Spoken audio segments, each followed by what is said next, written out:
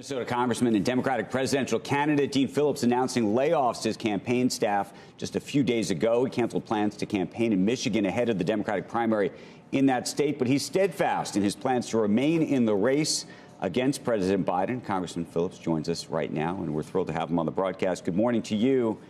Good to be with you guys. Let's just start with the very basic question. What do you see as the path forward for your campaign? Totally reasonable question. Sometimes initiatives like this are campaigns of principle.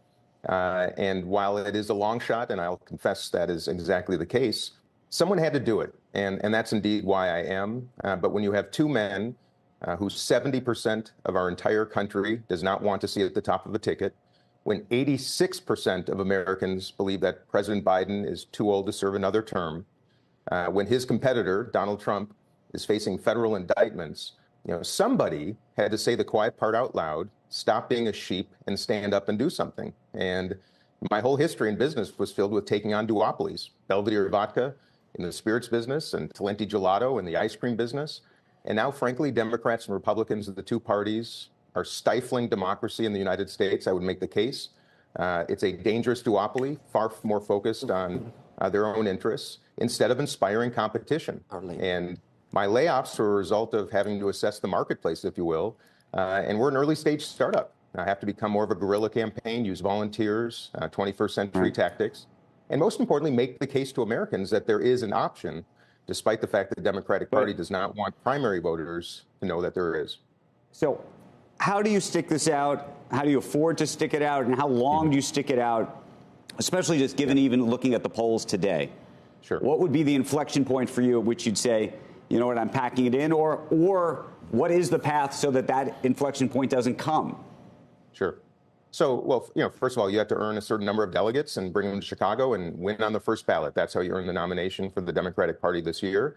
It's hard to compete against the Democratic Party. I will, and you ask how long I'll continue, as long as I find supporters willing to invest a little bit in this cause.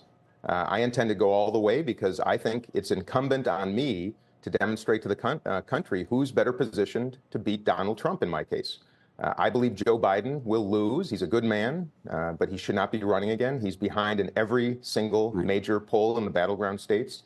His approval numbers are historically low, and he's clearly in decline. And my job is to introduce myself to the country, crisscross it every day I can, and be in a position where national head-to-head polls will indicate who's better positioned to win. Congressman, that way I give delegates and convention goers in Chicago at least the option to choose a nominee who is actually in a position to win the election versus coronating someone who is not. So we'll compete. And by the way, the last Quinnipiac poll came out yesterday, has me at 15% in the Democratic primaries, has Nikki Haley at 17%.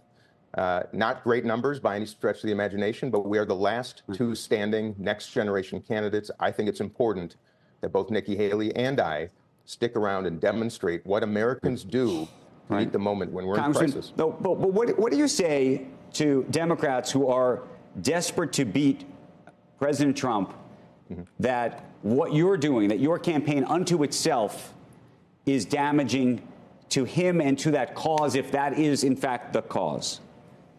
Well, I think it's an irrational argument because I'm running as a Democrat in a primary. By definition, I don't peel votes from the eventual Democratic nominee. Now, RFK Jr., Cornel West, Jill Stein, other third-party candidates have that potential to do so. There's no question about that. But to not offer Americans an alternative when they are so clearly begging for one is a foolish.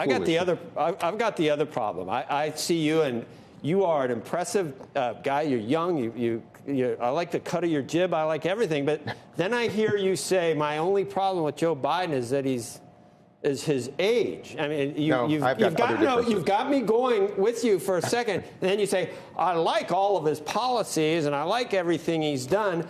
I mean, a defense secretary who worked with both types of presidents, Robert Gates, said Joe Biden's been wrong about every major foreign policy initiative for 40 years. Look at the rest of it. Look at his policies now. Look at immigration. I mean, if you didn't say, look at the Biden Inc. the influence peddling that we've seen with him and his brother and his son and everything. None of those things bother you? It's just his age is your only problem with Joe Biden? You asked why I got in the race. I got in the race because Americans were demanding an alternative. In terms of my differences with the president, no, there's no question. I think President Biden is a good man, is what I said. I think he's a leader of the past. He's been in Washington 50 years. I think his foreign policy missteps are clear. The southern border is an unmitigated, embarrassing, unforgivable disaster. It's been so for decades. That's why the ratings are where they are, Congressman. So that's the wrong. Of course. That's when you lost me. You had me at hello, and as an alternative, but then you lost me. It's just saying, he's great, but he's just too old. No. There's a lot more. Look, guys, there's a lot more to it. In fact, when I'm president, I want to initiate something called American Dream Accounts, where the federal government gives $5,000 in an investment account to every baby born in America. Children will have an app on their phone in school, elementary and high school, learn how to invest, financial management, entrepreneurship. As an incentive to graduate high school, that account, which would be invested in an S&P 500 index fund, would be worth about $20,000 to $25,000 so that every young American has a chance to succeed in this economy. I believe we have got to build 7 million homes in America. We've got to find a path to ensure that every American has health care and we stop paying such exorbitant rates. We've got to secure the southern border, and we have to be investors in peace, both at home and around the world.